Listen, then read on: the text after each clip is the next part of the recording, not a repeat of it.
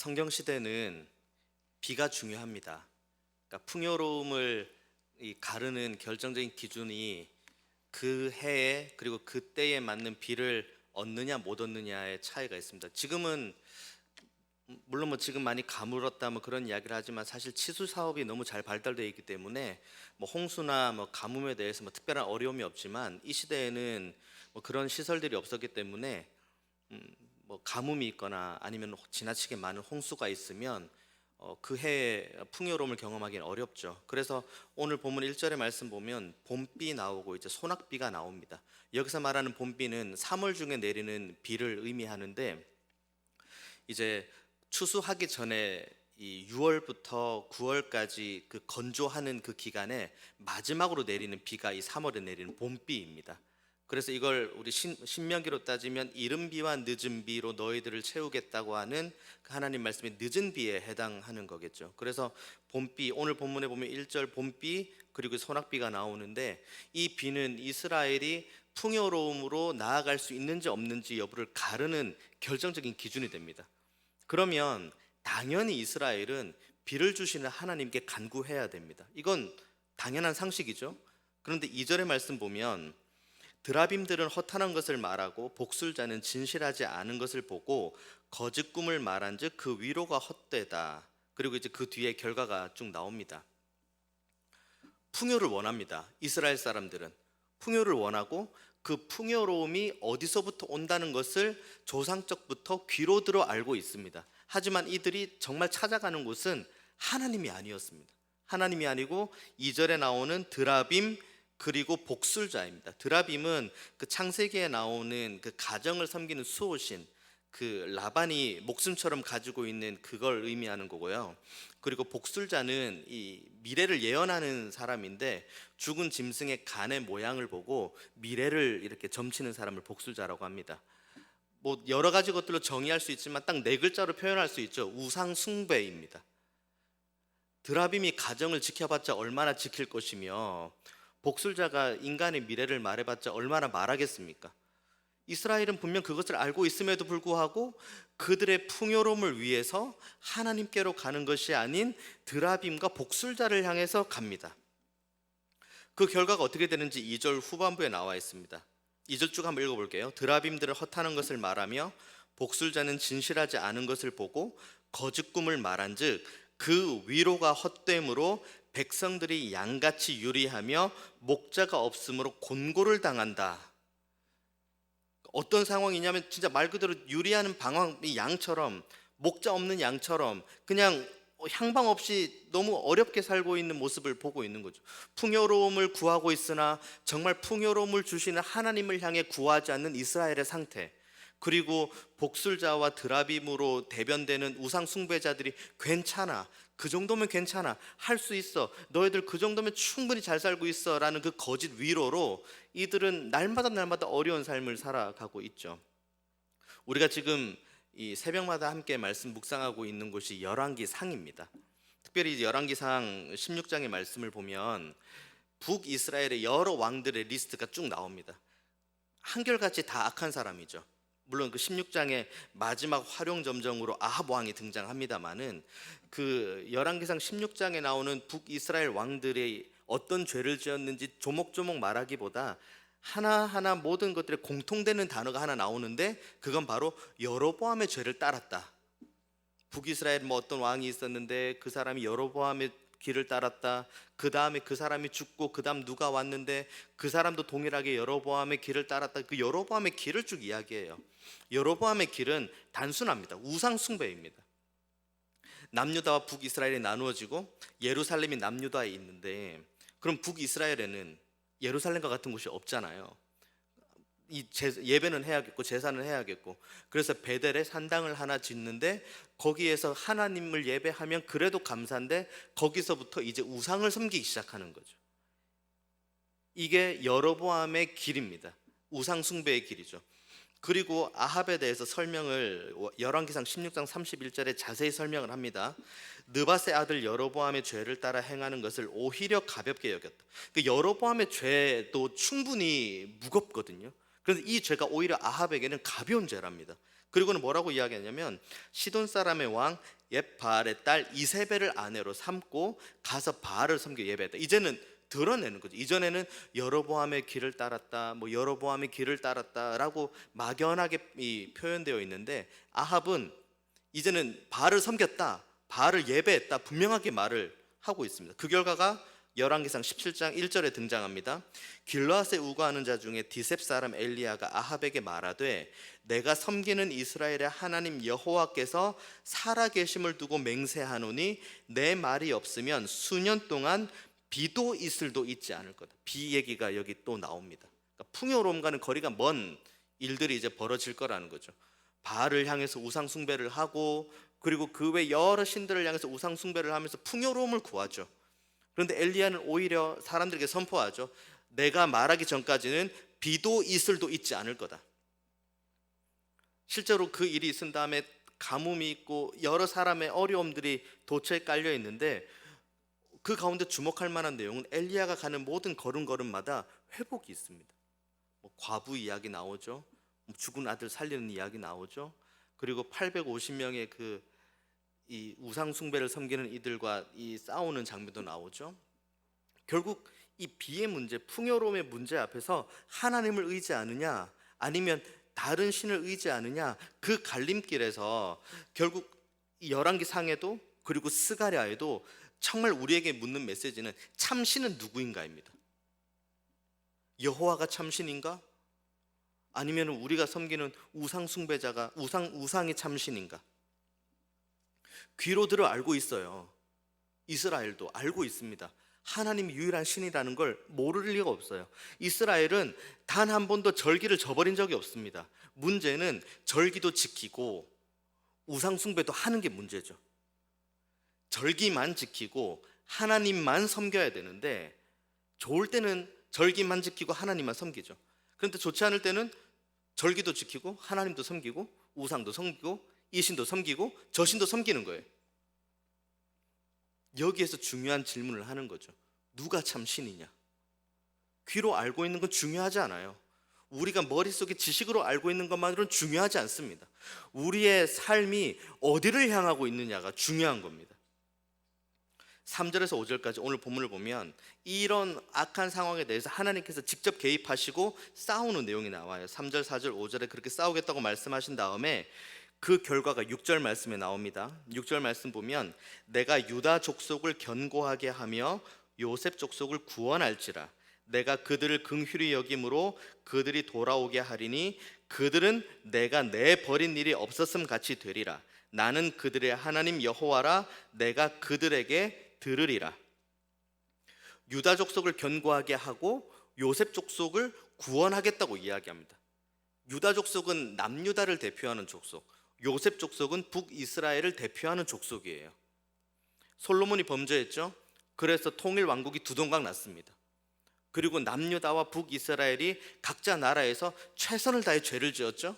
그래서 결국은 아수르와 바벨론에 의해서 두 나라가 완전히 무너졌어요. 죄로 인해 두동강 나고 죄로 인해 무너졌어요. 그런데 하나님께서 다시 부르신다고 하는데 누굴 부르시냐면 요셉 족속과 유다 족속을 동시에 부르겠답니다. 옛 다윗의 그 영광, 통일 왕국과도 같은 그 나라를 부르는데, 이것의 근간이 뭐가 되냐면 6절 중반부에 나옵니다. 처음부터 읽어보면 내가 유다 족속을 견고하게 하며 요셉 족속을 구원할지라. 내가 그들을 긍휼히 여김으로 그들이 돌아올 거다. 근거는 하나예요. 하나님께서 이스라엘을 긍휼히 여겼답니다. 이스라엘의 어떠한가 상관없이 여전히 봄비를 구하지 않고 소낙비를 구하지 않고 그 봄비와 소낙비를 주시는 하나님께 가지 않고 여전히 드라빔과 복술자를 향해 가는 이스라엘들을 그냥 불쌍히 여기시는 거예요. 저들을 그냥 긍휼히 여기시는 거죠.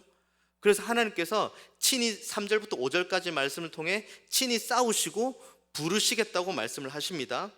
그리고는 언약을 2개를 주시는데 6절 말씀과 12절 말씀입니다. 6절 말씀 보면 후반부에 내가 그들을 긍휼히 여김으로 그들이 돌아오게 하리니. 자, 이제 언약 나옵니다. 그들은 내가 버린 일이 없었음 같이 되리라. 나는 그들의 하나님 여호와라. 내가 그들에게 들으리라.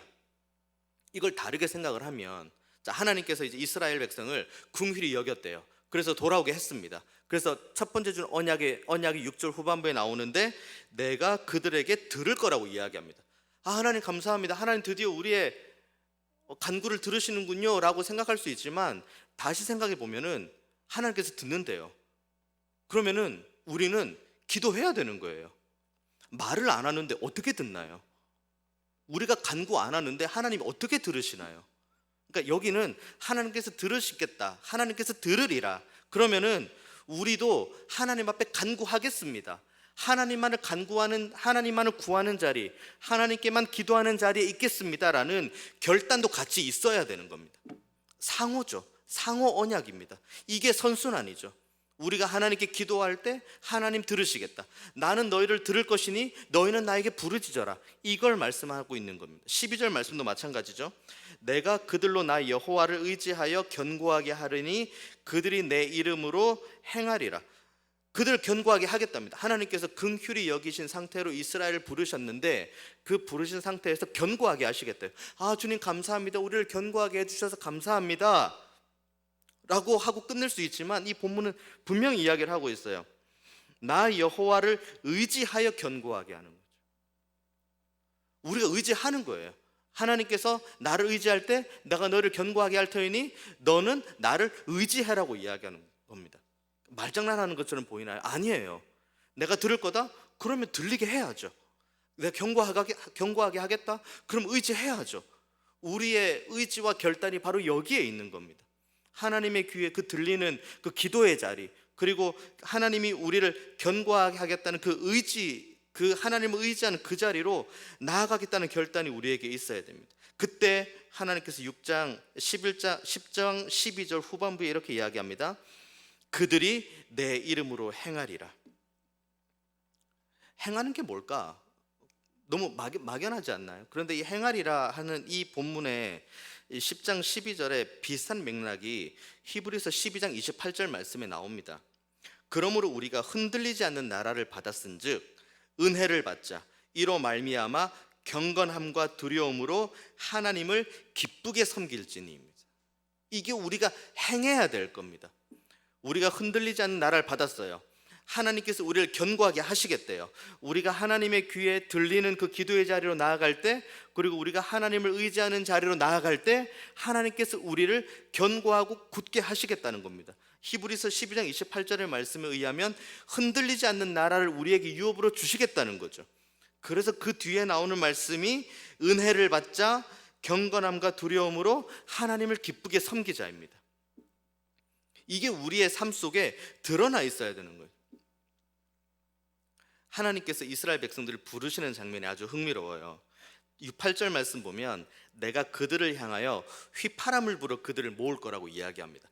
휘파람을 분다는 표현이 구약에 총 3번이 등장하는데, 오늘 본문 스가랴 10장 8절에 한 번 나오고, 그리고 나머지 2개가 이사야 5장 그리고 이사야 7장에 나옵니다. 이사야 5장하고 7장이 이제 휘파람을 분다는 내용이 나오는데, 그때는 하나님께서 휘파람을 불어서 누구를 부르냐면 아수르를 부릅니다. 이스라엘이 죄 가운데 있을 때 저들을 심판하기 위해 이방의 아수르를 부르시는데, 그때 하나님께서 휘파람을 부신대요. 근데 오늘 본문은 하나님께서 또 휘파람을 부시는데 누구를 부르시나요? 내가 그들을 향한 휘파람을, 여기서 말하는 그들은 뭔가요? 이스라엘 백성이죠. 하나님을 의지하겠다는 그 믿음의 결단이 있는 사람들, 하나님만을 내가 온전하게 섬기고 신뢰하겠다, 의지하겠다는 그 믿음의 결단이 있는 사람들, 그 사람들 휘파람으로 부르겠대요.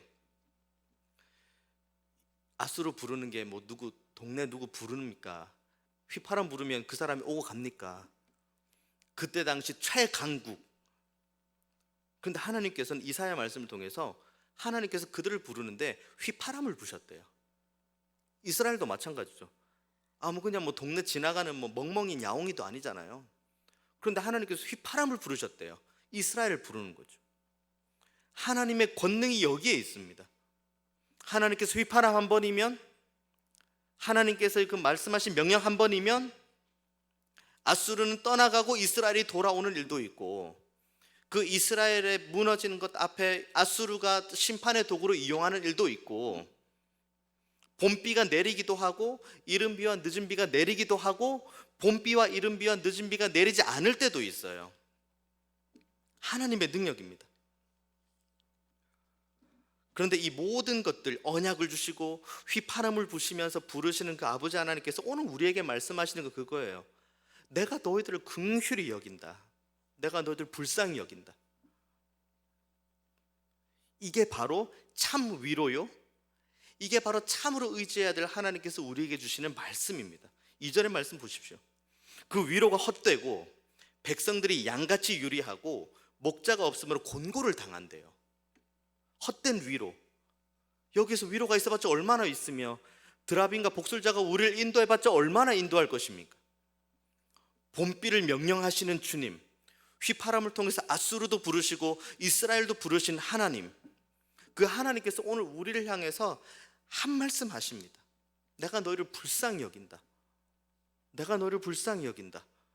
그래서 내가 너희들의 그 말을 내가 듣기 원한다. 그리고 너희들이 의지하는 그 의지를 그 음성을 내가 듣기 원한다. 이 말씀을 지금 우리에게 하고 있죠. 예수님께서 온 이스라엘 지경을 다니시면서 아픈 사람도 고쳐주시고 줄인 사람도 먹이시고 심지어 죽은 야이로의 딸도 살리시고 이 모든 일들을 쭉 하세요. 마태복음 8장까지 쭉 하십니다. 그리고 심지어 이 종교 지도자들과도 치열하게 싸우죠. 그리고는 이제 더 이상 없을 것 같은데 여전히 예수님을 향해서 그 도움을 간구하는 이 무리들이 몰려오는 거예요. 9장의 말씀이죠. 마태복음 9장의 말씀. 그걸 보고 예수님께서 이렇게 말씀을 하십니다. 마태복음 9장 35절에서 38절까지 말씀. 예수께서 모든 도시와 마을에 두루 다니사 그들의 회당에서 가르치시며 천국 복음을 전파하시며 모든 병과 모든 약한 것을 고치신다. 무리를 보시고 불쌍히 여기시니 이는 그들이 목자 없는 양과 같이 고생하며 기진함이라. 이에 제자들에게 이르시되 추수할 것은 많되 일꾼이 적으니 그러므로 추수하는 주인에게 청하여 추수한 일꾼을 보내주소서 하라 하시니라. 우리가 이 위로를 받았다면, 긍휼히 여김으로 위로를 받았다면 우리는 이제 위로하는 존재로 돼야 되는 겁니다. 우리가 긍휼히 여김을 받았으면 이제는 긍휼히 여기는 자리로 가야 되는 것이고, 위로를 받았으면 이제 위로하는 존재로 가야 되는 거예요. 이게 예수님께서 수많은 어려움을 가지고 예수님을 찾는 이들을 향해 불쌍히 여기시면서 하셨던 말씀입니다. 제가 최근에 몇몇 병원 신방을 이렇게 하면서 병원 신방 갔다가 오는 길에 회개하고 병원 신방 갔다가 오는 길에 회개하는 일들이 있었습니다. 병원 신방도 이게 좀 요령이 생겨서 그런지 좀 큰 병원 가면 이제 로비에서 만납시다 이렇게 짝짝꿍해서 이렇게 만나고, 또 어디는 그 새벽 시간 가니까 이제 간호사님들 교대하는 시간이 있어서 그 사이에 빈틈에 몰래 잠입해서 들어가서, 진짜 신기한 게 뭔지 아세요? 내가 어떤 말로 위로할까?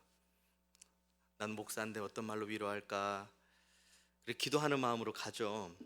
근데 이제 같은 사랑방 식구들이 모두가 다 그 A 병원에 갔습니다. A 병원에 가서 이제 사실 A 병원도 B 병원도 다 어려운 상황이에요. 근데 A 병원에 있는 분들을 이제 그 위로하고 이제 같이 말씀 이렇게 성경 보고 기도하고 대화하는데, A 병원에 있는 분들이 저한테 뭐라고 물어보시냐면 B 병원에 있는 분들 괜찮냐고 물어보는 거예요. 그러니까 목사인 제가 봤을 땐 그냥 A 여기만 이렇게 지금 기도해도 지금 될까 말까 하는데 오히려 여기를 걱정을 하시는 거예요. 그래서 이제 저는 이제 양쪽을 다 알고 있으니까 설명을 이렇게 쭉 해드리고 이제 같이 기도해 주셔서 감사합니다 이렇게 이야기하죠. 그리고 이제 B 병원을 갔습니다. B 병원 가서도 동일하게 이제 말씀 나누고 이제 기도하고 하는데, 이 B 병원에 있는 분들이 저한테 물어보기를 A 병원에 있는 분들 어떻게 있냐 물어보는 거예요. 저는 이제 가운데서 이렇게 A병원에 있는 분은 B병원을 물어보고 B병원에 계신 분은 A병원을 물어보고, 그래서 이제 이 상황에 대해서 이제 사랑방 리더님과 이제 이야기를 하는데, 사랑방 리더님도 그때 때마침 몸이 좀 안 좋으신 상황이었는데 본인 몸 안 좋은 이야기는 안 하시고 A병원은 어떤지 B병원은 어떤지 물어보시는 거예요. 이게 참된 위로입니다.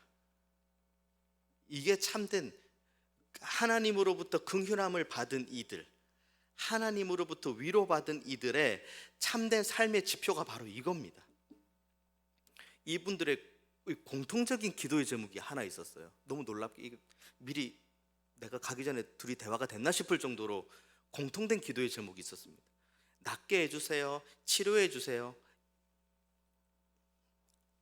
이게 아니라 하나님의 살아계심을 우리를 위해서 기도하는 모든 이가 같이 경험했으면 좋겠습니다. A 병원도 B 병원도 그리고 이들을 위해 기도하는 사랑방 리더입니다. 다 동일하게 우리는 봄비를 주시는 주님을 깊이 신뢰하는 자리로 가야 됩니다.